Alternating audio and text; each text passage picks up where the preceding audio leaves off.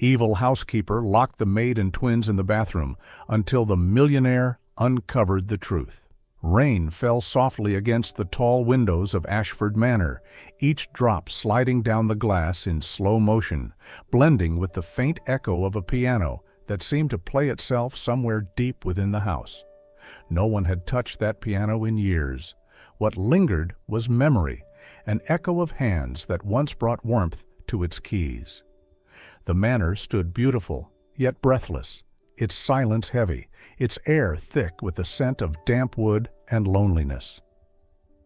Since Emily Ashford's passing, it had ceased to be a home and had become instead a mausoleum for all that was once alive. Margaret Wells, the head housekeeper, ruled with precision and frost. Every servant moved like a shadow under her watch, careful not to disturb the stillness she guarded so fiercely. To Margaret, order was virtue, and kindness a weakness.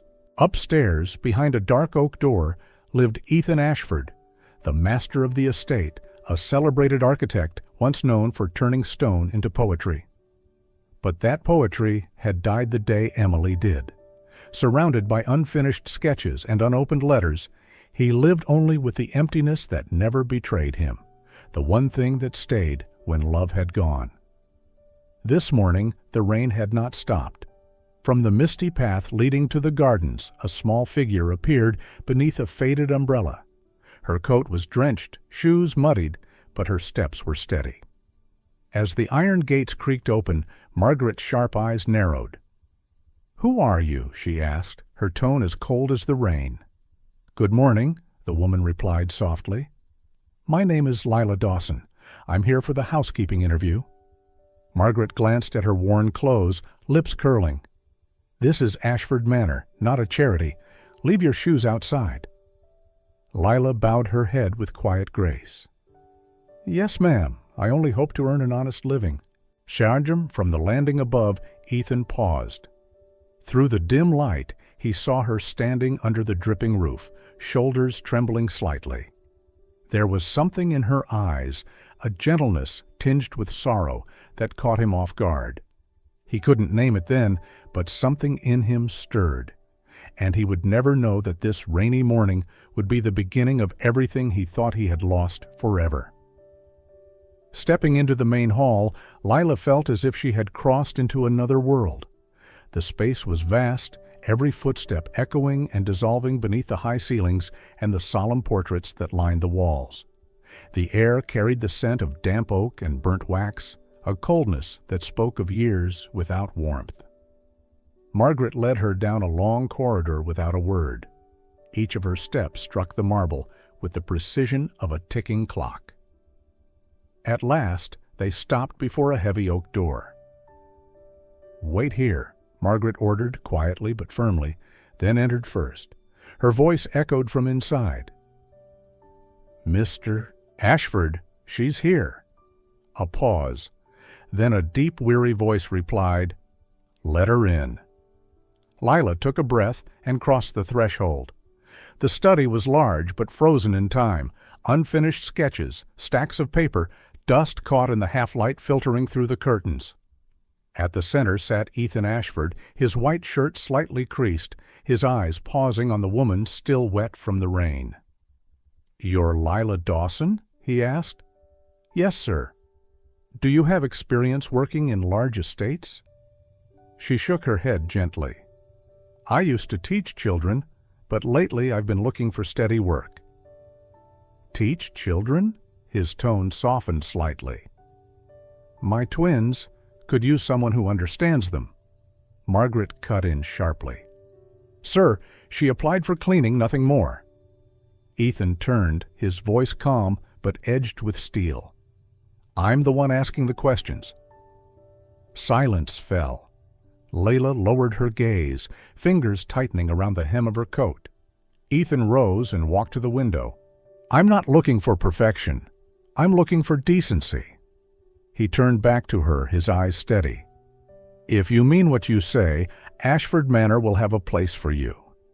Margaret stiffened but said nothing. Lila nodded, her smile faint yet luminous. "Thank you, sir. I'll do my very best." As she stepped out, Ethan watched her go. The image of that small, quiet woman lingered in the room like a trace of warmth. Somewhere, a draft slipped through the window, carrying the scent of rain-soaked earth and old tea. And for the first time in a long while, the house seemed to breathe again. The first days at Ashford Manor passed in silence. Lila worked carefully, her steps light, as if afraid her own presence might disturb the fragile stillness that hung over the house. Ethan was rarely seen, issuing instructions through Margaret, and the mansion remained like a sleeping body, breathing only in whispers. One late afternoon, as the pale sun dimmed beyond the misted windows, Lila was polishing the second-floor corridor when she heard it. A soft sob, faint but steady, coming from the far end. She froze, listening. The sound trembled, small and broken. She moved closer, knocked gently.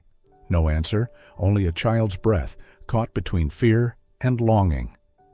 "Is someone in there?" she asked softly.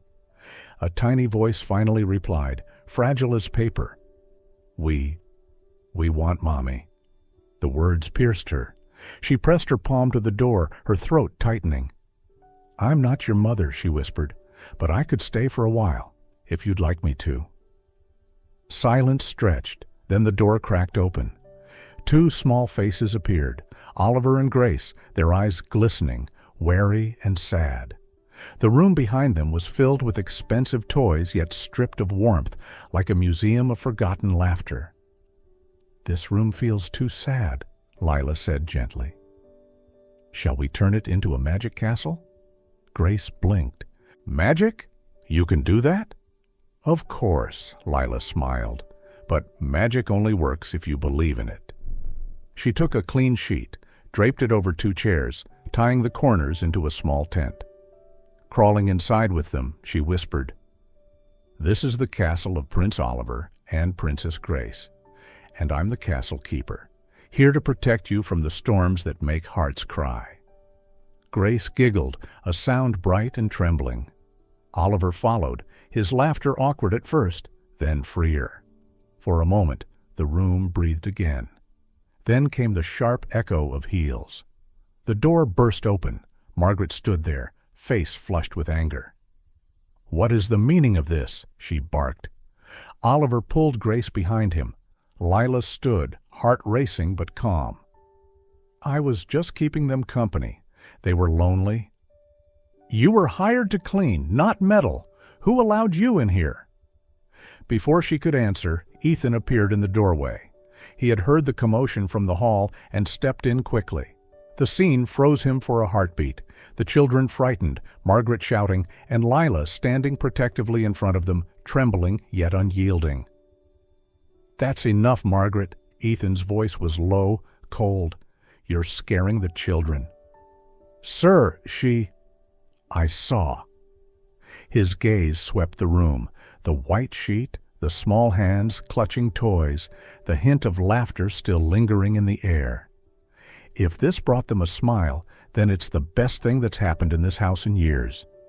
Margaret fell silent, stunned. Ethan knelt beside Oliver and Grace, his tone softening. "It's all right. Daddy's here."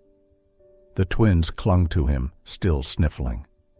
When he looked up at Lila, gratitude flickered in his eyes, deep and unspoken.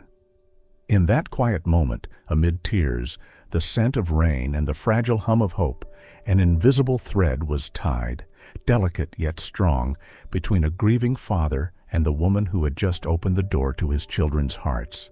Since that afternoon, something in the manor began to shift.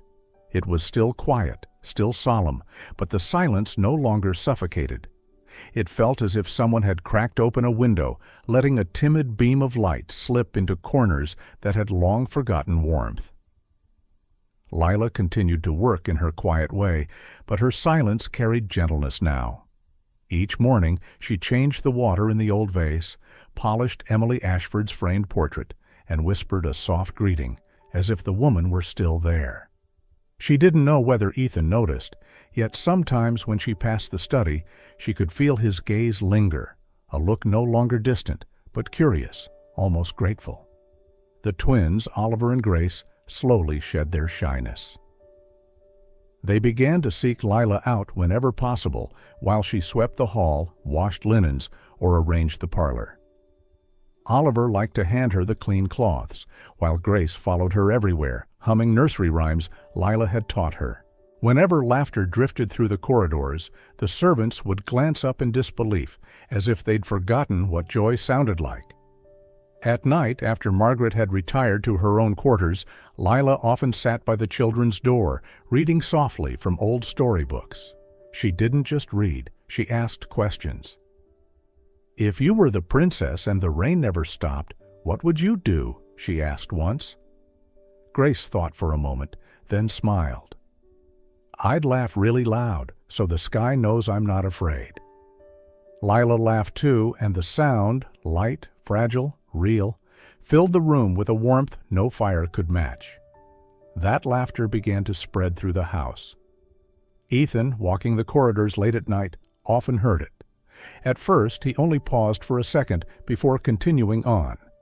But the third time, he stayed longer. That sound, his children's laughter mingling with Lila's, tightened something in his chest. It hurt, but softly, like a wound, learning how to heal. One morning, passing through the garden, he found them kneeling by a small pot of soil. Lila was showing the twins how to plant flower seeds. Grace turned, eyes bright. "Daddy, Miss Lila says if we take care of them every day, they'll bloom when we learn how to smile for real." Ethan looked at the tiny pot, then at their faces, 3 hearts bent over hope. And in that quiet instant, he realized the truth. The seeds of peace had already been planted, not just in the earth, but in him. In the days that followed, the sound of the children's laughter became a familiar melody within Ashford Manor. Yet, with every echo of joy, bitterness grew in Margaret's heart. She could feel her authority slipping, replaced by something she neither understood nor accepted. Every time she passed the corridor and heard Lila's gentle voice or Grace's giggle, resentment gnawed at her like rust on iron. "A housemaid," she muttered, "turning my master's house upside down." From that day, Margaret began watching Lila closely, her every step, every gesture. One evening, as Lila folded linens in the laundry room, Margaret appeared in the doorway, her tone sharp as glass. "You think I don't see what you're doing? Trying to win the master's favor, aren't you?" Lila startled but stayed composed. "I'm only doing my job, ma'am." "Your job is to clean, not play mother. Don't fool yourself, kindness won't save you here." "I'm not trying to be anyone's mother," Lila replied softly. "I just can't bear seeing children sad." Margaret stared at her for a long moment, then smirked. "You'll learn soon enough that good hearts don't last in this house." That night, rain lashed against the windows, thunder rolled through the hills. Most of the staff had retired. Lila was still cleaning the downstairs hall when Margaret passed by. The older woman's eyes gleamed with malice. "A little lesson," she whispered. So she remembers her place. When Lila entered the main bathroom to wipe down the mirrors, Margaret waited until she heard the sound of water running. Then, silently, she turned the lock from the outside. The soft click was swallowed by the storm. Lila didn't notice at first. Only when she tried to leave did she realize the door wouldn't budge. "The lock," she murmured, twisting it harder. "Hello? Is someone out there?" No reply, only thunder answering her. Upstairs, Oliver and Grace lay awake, hearing faint knocks below. Oliver sat up. "Grace, I think Miss Lila's stuck," Grace gasped. "We have to help her." They slipped from bed, tiptoeing down the back corridor that led to the small service passage connecting to the bathroom. The narrow door creaked open. "Miss Lila!" Grace called. "Children? No, don't come in here. It's not safe," Lila cried, but too late. The door swung shut behind them with a harsh clack. The latch had jammed. Lightning flashed. The lights flickered. Lila gathered the twins close. "It's all right. I'm here," she murmured, though her heart raced. Grace sobbed quietly. Oliver's small voice trembled. "Are we stuck forever?" "No, sweetheart," Lila whispered, brushing his hair. "When you're scared, close your eyes and pray. When we believe, heaven listens." 3 pairs of hands clasped together. In the dim light, their whispered prayer mingled with the rain, a fragile hymn of hope. Downstairs, the new nanny realized the children were gone. Panic spread. Margaret feigned alarm. "They must be hiding somewhere," she lied. But when Ethan heard, his composure shattered. "Oliver! Grace!" His shouts echoed through the halls, raw with fear. A servant found a trail of damp towels near the guest bath. "Mr. Ashford, footprints here." Ethan rushed over, tried the handle, locked tight. From inside came faint banging. "Ethan, we're here!" "Stand back!" he shouted, ramming his shoulder against the door. It held. He grabbed the iron poker from the fireplace and struck until wood splintered and the lock gave way. The door burst open. The sight froze him. Lila on the wet floor, clutching the twins, all 3 trembling. They were frightened. "I just tried to keep them calm," she whispered. Ethan dropped to his knees, pulling his children close, his own hands shaking. Relief and fury tangled in his chest. "You're safe now," he murmured. Moments later, he demanded the security footage. The screen revealed everything, Margaret turning the key, smiling as she walked away. The room fell silent. "Do you have anything to say for yourself?" Ethan's voice was low, dangerous. "I only meant to teach her a lesson," she stammered. "I didn't know the children." "Enough," he thundered. "She's the only one who's cared for them since their mother died, and you locked them in fear." He turned to the guards. "Escort her out, now." Margaret tried to speak, but the words died under the weight of his glare. As the doors shut behind her, the storm outside raged on, washing the darkness from the house. Ethan looked back at Lila, still kneeling on the floor, holding his sleeping children. And in that storm light, he knew the real tempest inside this home had finally broken, and peace, fragile but real, had begun to take its place. By dawn, the rain had stopped. Droplets clung to the windows, catching the pale light of morning. The whole house lay in a strange kind of quiet, not heavy, but tender, like the breath after one has cried long enough. Lila woke after a sleepless night. She still remembered the chill of the locked bathroom, the thunder outside, and the beating of 2 small hearts against her chest. Now, as sunlight slipped gently across the room, she realized they were truly safe. Wrapping herself in a thin shawl, she walked downstairs. The stillness was so deep she could hear the steady drip of water from the eaves. The kitchen, usually busy, was empty today, except for a folded note on the table. The handwriting was neat and simple. "Meet me in the garden, E.A." Her pulse quickened. She stepped outside. The sky was washed clean, pale blue and glistening with dew. In the garden, Ethan sat on a wooden bench, while Oliver and Grace knelt beside him, replanting the flower seeds the storm had blown away. When they saw her, the twins shouted, "Miss Lila, look, we're planting them again." Oliver's small hands were covered in soil, his face glowing with pride. Lila smiled, kneeling beside them. "They're beautiful," she said softly.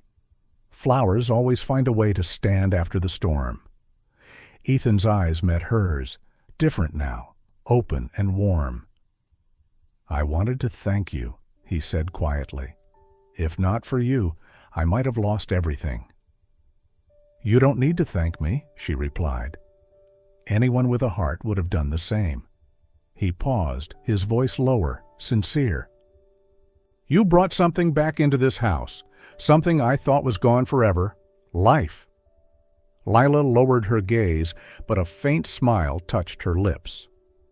The morning breeze moved through the garden, carrying the scent of wet earth. And just then, a small flower lifted its head from the soil. Ethan looked at it, and then at her. In that quiet moment, Lila's smile was like sunlight after a storm, soft, fragile, but enough to warm the whole house. In the days following the storm, Ashford Manor seemed to learn how to breathe again. The windows, once sealed for years, were opened. Light and wind drifted in, softening the chill of solitude that had long clung to the air. In the kitchen, the sound of spoons against bowls mingled with the children's laughter and Lila's gentle voice. A house that once echoed with emptiness now pulsed with the rhythm of life. Ethan began leaving his study more often. Some mornings, he stood silently at the doorstep, watching Lila bend down to show the children how to tie strings around the young tomato plants. She was patient, graceful, her smile like a thread stitching together the tears time had left in his heart. Ethan said nothing, only watched, yet each time he did, he felt something small but steady take root inside him, a feeling he thought had died with his late wife. One afternoon, as the sunset painted the garden gold, he walked closer. "Aren't you tired?" he asked softly. Lila looked up, a hint of sweat glistening on her forehead, and smiled. "Not at all, sir. Here, I feel alive." Her words struck him silent. Alive. The sound of it lingered, echoing in his mind like a truth he hadn't dared to face. But where light grows, darkness often refuses to fade. In a nearby town, Margaret Wells, the woman once dismissed from Ashford, had not let go of her bitterness. She found Tom, the family's former driver, weak-willed and in debt. "I just need to retrieve a few of my things," she said sweetly. 10 minutes, that's all." Tom hesitated, but money spoke louder than conscience. That night, under a heavy sky, a shadow slipped quietly through the back gate of Ashford Manor. Inside, the kitchen glowed with golden light. Oliver and Grace were helping Lila bake cookies, the scent of butter and sugar blending with bursts of laughter. Grace giggled as she scooped more sugar into the bowl. "Miss Lila says the secret to delicious cookies is a little bit of love." Ethan, standing by the doorway, chuckled. "Then today's batch must be the best in the world." Lila looked up, and for a fleeting second, their eyes met, gentle, wordless, full of warmth. Outside the window, Margaret watched, her face twisted in the dark. When Lila left the kitchen to fetch a towel, Margaret slipped in, opened the sugar jar, emptied it, and replaced it with salt. "Let's see how perfect you really are," she muttered under her breath. But she hadn't noticed Oliver nearby. The boy turned, startled. "Mrs. Wells? What are you doing here?" Margaret froze, forcing a strained smile. "Just saying goodbye, dear." "You're not supposed to be here," he said, trembling but firm. Lila returned, stopping short at the sight of Margaret. "You don't belong here," she said, calm but unyielding. Margaret tilted her chin, sneering. "Who do you think you are? A maid daring to replace me? To charm your master with those pitiful eyes?" "I'm not replacing anyone," Lila replied quietly, her eyes glancing at the jar. "I only wanted this home to have peace." "Peace?" Margaret barked a laugh. "You don't deserve peace." The door behind them opened. Ethan stood there, his voice low and cutting through the air. "That's enough, Margaret." She spun around, startled. He advanced, each step deliberate. "I let you leave with dignity once, and this is how you repay it?" "You're blind, Ethan," she cried, her voice trembling. "She's deceiving you." He stopped, meeting her gaze. "No, Margaret, she isn't deceiving anyone. She brought back what you destroyed. Peace." Margaret's eyes widened in disbelief. "You'll regret this." "No," Ethan said quietly but firmly. "It's you who should regret." 2 guards entered. Margaret was escorted out, the sound of the closing door marking the end of her shadow. Only the scent of baked cookies lingered in the kitchen. Lila lowered her eyes, wiping her hands. "I'm sorry for the trouble I've caused." Ethan shook his head, his expression softening. "No, Lila. You brought light back to this house." She smiled faintly, and in that moment the firelight flickered across her face, casting a warm glow around the room. As if for the first time, Ashford Manor had truly come back to life. In the weeks after the storm, Ashford Manor seemed reborn.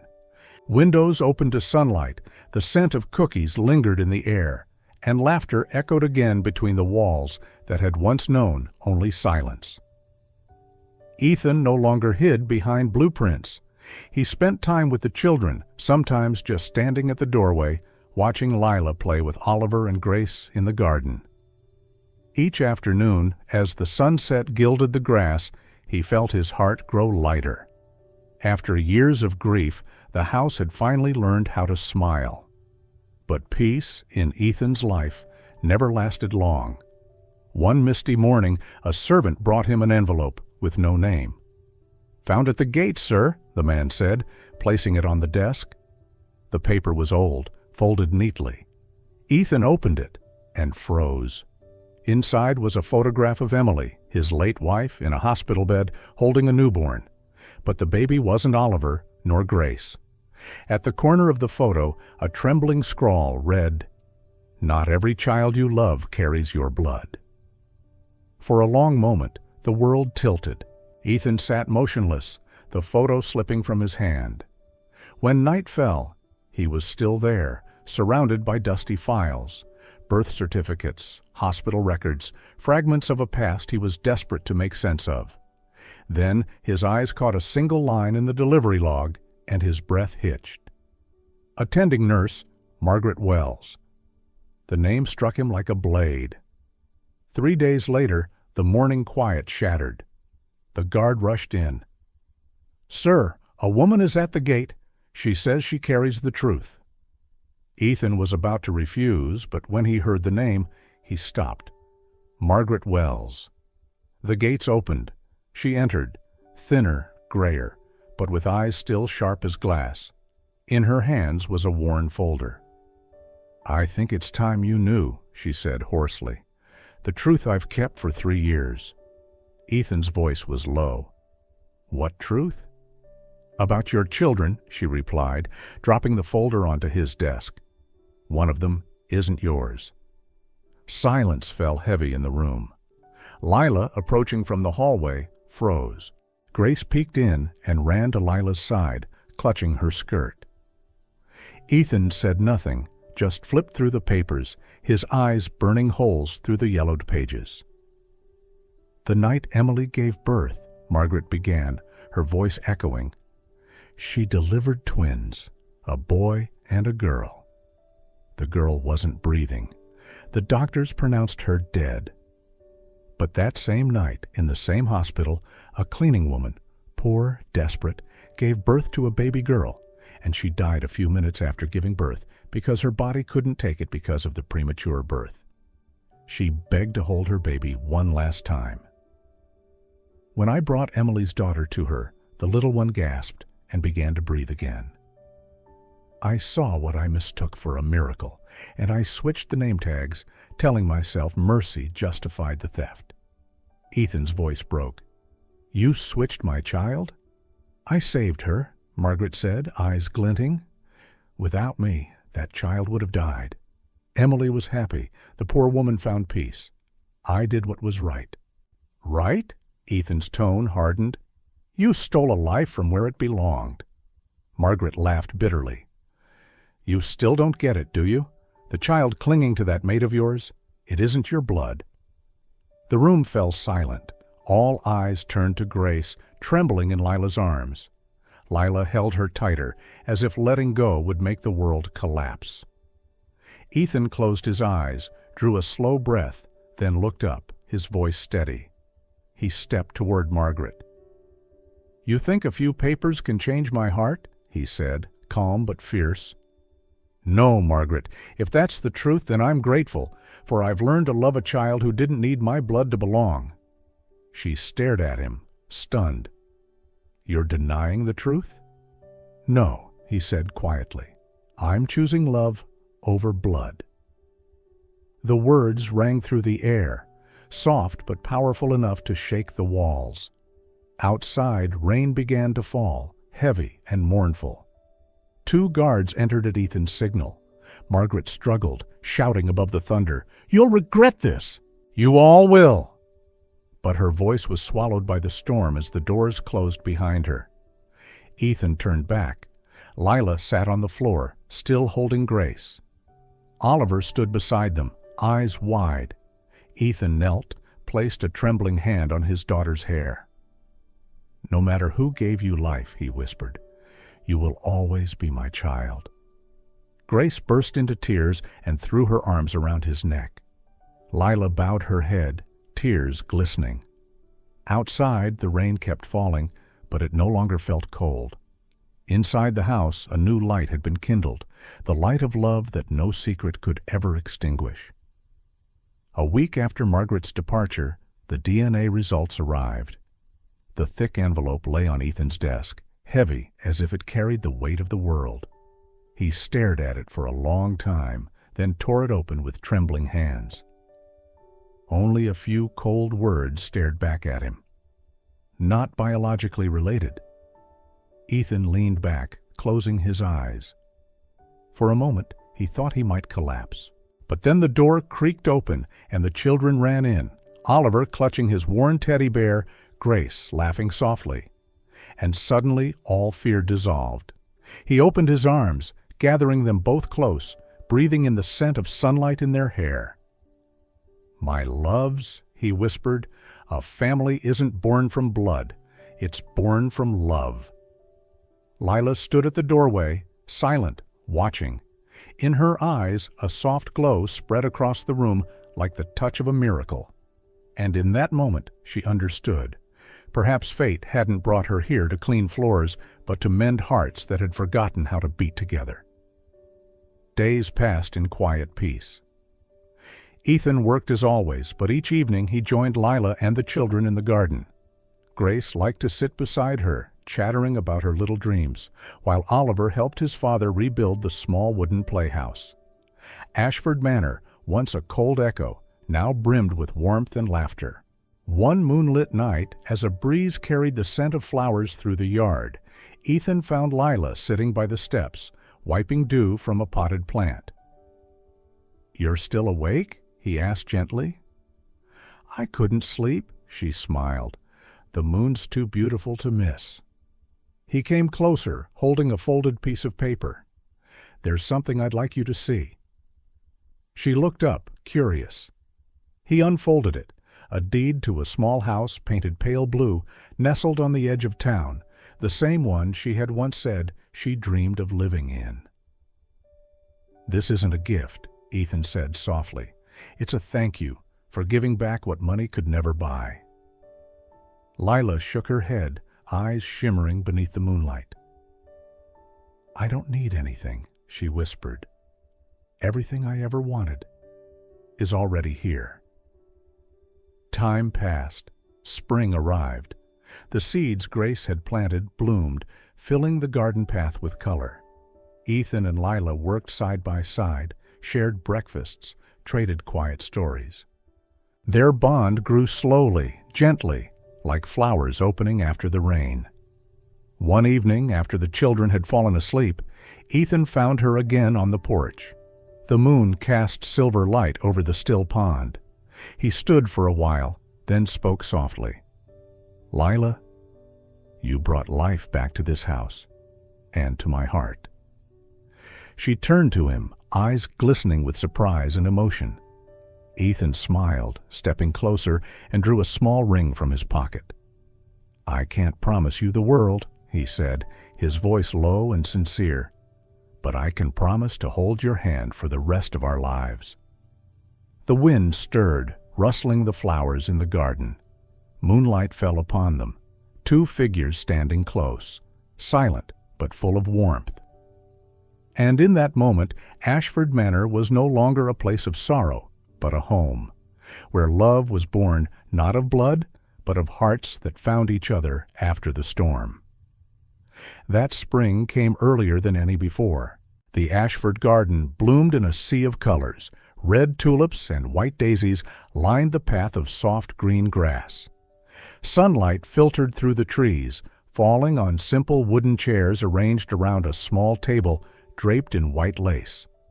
On it sat a glass jar filled with wildflowers, modest yet beautiful, just like the love story that had blossomed in this house. The wedding took place not far from the manor, right where Emily had once planted her first roses. Now, surrounded by birdsong and blossoms, Ethan stood in a light suit, his face calm and full of peace. At the end of the path, Lila appeared, wearing the pure white dress that Grace and Oliver had helped her choose. Her hair was pinned up, soft curls framing her face, and her smile outshone the morning sun. As she walked closer, the children ran ahead, Oliver carrying the small ring box, Grace scattering rose petals into the air, laughing. The world seemed to hold its breath, only the sound of soft footsteps on the grass and the thudding of hearts remained. Ethan looked at her with gratitude and love, the gaze of a man who had once lost everything and now found it all again. The officiant, an old friend of the family, smiled as he read the vows. The breeze carried the scent of flowers as his voice echoed gently.